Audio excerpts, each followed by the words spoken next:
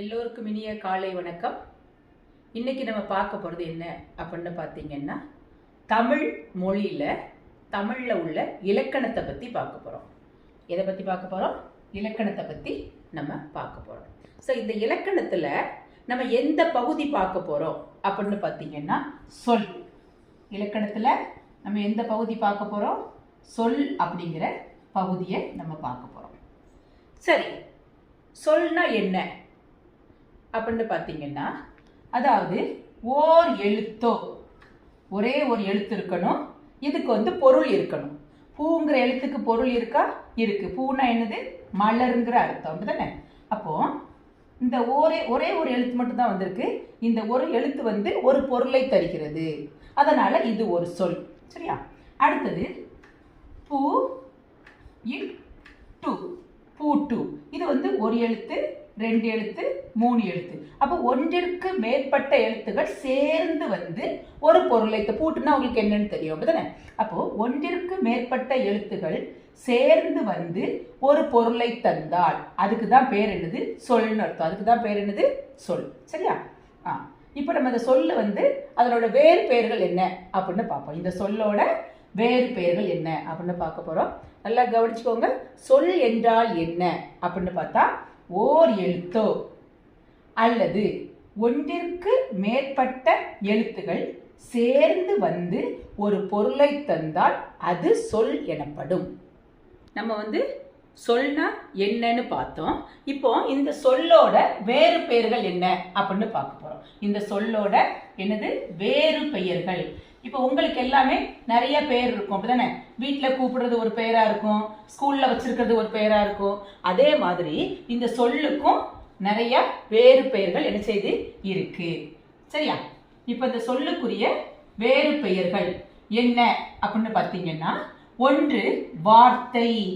வார்த்தைன்னா உங்களுக்கு என்னன்னு தெரியும், தெரியுமா தெரியாதா? ஒன்று வார்த்தை. சரியா? அடுத்து என்ன அப்படின்னு பார்த்தீங்கன்னா, மொழி. மொழி என்பது சொல்லுக்குரிய வேறு பெயர். அதுக்கு அடுத்தது பதம். பதம் என்பதும் சொல்லுக்குரிய வேறு பெயர் தான். அதுக்கு அடுத்தது கிளவி. சரியா? இந்த கிளவி இதுவும் சொல்லுக்குரிய வேறு பெயர் தான். அப்ப சொல்லுக்குரிய வேறு பெயர் என்னது? இது அவ்வளவுமே என்னது? சொல்லுக்குரிய வேறு பெயர்கள் தான். சரியா? உங்களுக்கு வார்த்தைன்னா தெரியும், ஆங்கிலத்தில் நம்ம வேர்டுன்னு சொல்றோம், அப்படிதானே? அந்த வேர்டை தான் நம்ம என்ன செய்றோம்? வார்த்தைன்னு சொல்றோம். அப்ப சொல்லுக்குரிய வேறு பெயர் என்னது? ஒன்று வார்த்தை, இன்னொன்று என்னது? மொழி, அடுத்தது பதம், அடுத்தது கிளவி. சரியா? சொல்லின் வேறு பெயர். சொல்லின் வேறு பெயர் என்னன்னு பார்த்தோம். ஒன்று என்னது? மொழின்னு பார்த்தோம். அடுத்தது பதம் அப்படின்னு பார்த்தோம், அதாவது மொழி.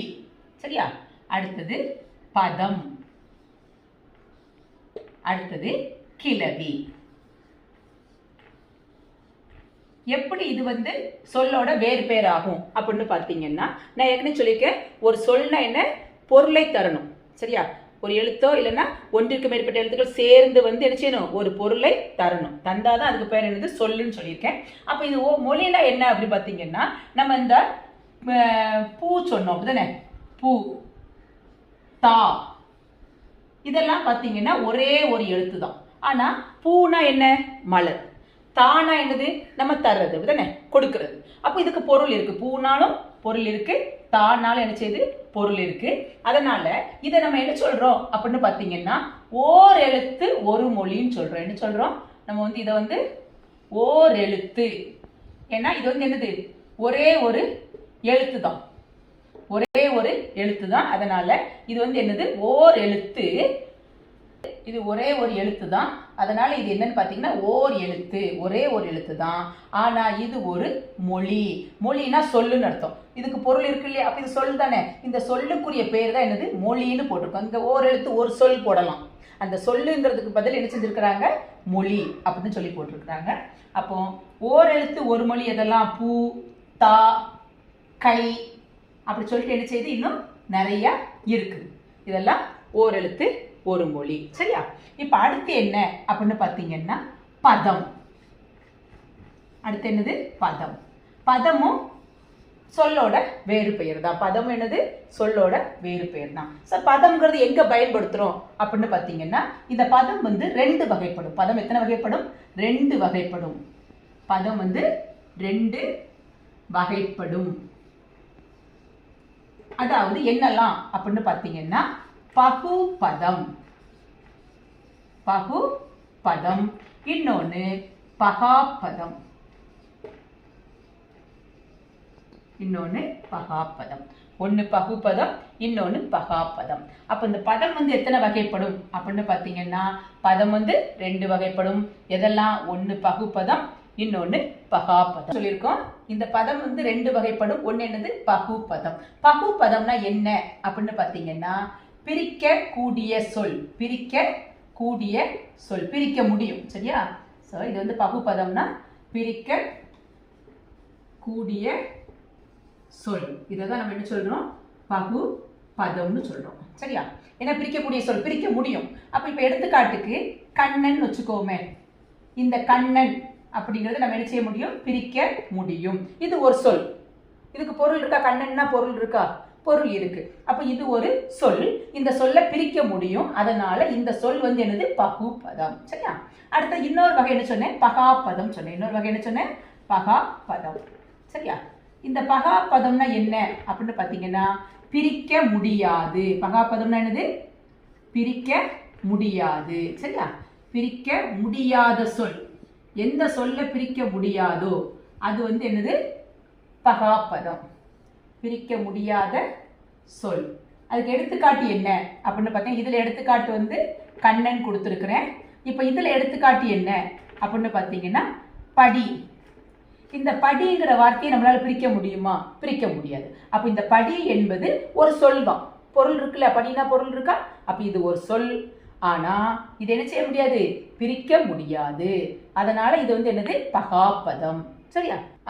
இப்ப அடுத்து சொல்லின் வேறு பெயர் என்னன்னு பாத்தீங்கன்னா, கிளவி. நம்ம ஏற்கனவே சொல்லின் வேறு பெயர் என்ன பார்த்திருக்கிறோம்? மொழி பார்த்திருக்கிறோம். ரெண்டாவது பதம் பார்த்திருக்கிறோம்.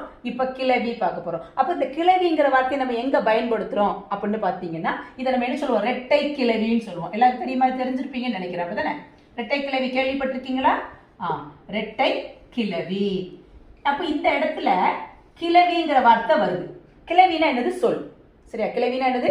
சொல். அதனால சொல்லுக்குரிய வேறு பெயர் இந்த கிளவிங்கிறது பயன்படுத்தப்படுது. எப்படி ரெட்டை கிளவி? ரெட்டைனா ரெண்டு, ரெண்டு சொல் வரணும். எடுத்துக்காட்டுக்கு சல, சல. சலங்கிறது ஒரு சொல், சலங்கிறது ஒரு சொல். அப்ப ரெண்டு சொல் வருது. அதனால இது என்னது? ரெட்டை. இது ஒரு சொல். அதனால இதுக்கு சொல்லுக்கு வேறு பேர் என்னது? கிளவி. அதனால இந்த இடத்துல சலசல என்பது ரெட்டை கிளவி. சலசலங்கிறது என்னது? ரெட்டை கிளவி. அதனால இந்த இடத்துல கிளவிங்கிற சொல் நம்ம நினைச்சோம், சொல்லோட வேறு பெயர் நம்ம பயன்படுத்துறோம். அப்ப சலசல என்னது? ரெட்டை கிளவி. இப்ப எல்லாருக்கும் நான் சொல்லி கொடுத்த சொல்லோட வேறு பெயரோட விளக்கங்கள் புரிஞ்சுதா? உங்களுக்கு இப்ப சொல்லி கொடுத்த பகுதியில ஏதாவது சந்தேகங்கள் இருந்தா நீங்க என்ன செய்யுங்க? கமெண்ட்ல உங்களோட சந்தேகங்களை கேளுங்க. அதுக்கு நான் வந்து விளக்கம் கொடுக்குறேன். இது தவிர வேற உங்களுக்கு ஏதாவது தேவைப்பட்டாலும் நீங்க என்ன செய்யுங்க? என்கிட்ட கேட்கலாம். நான் உங்களுக்கு இதை விளக்கமா இலக்கணத்தை சொல்லி தந்துடுவேன். நன்றி, வணக்கம்.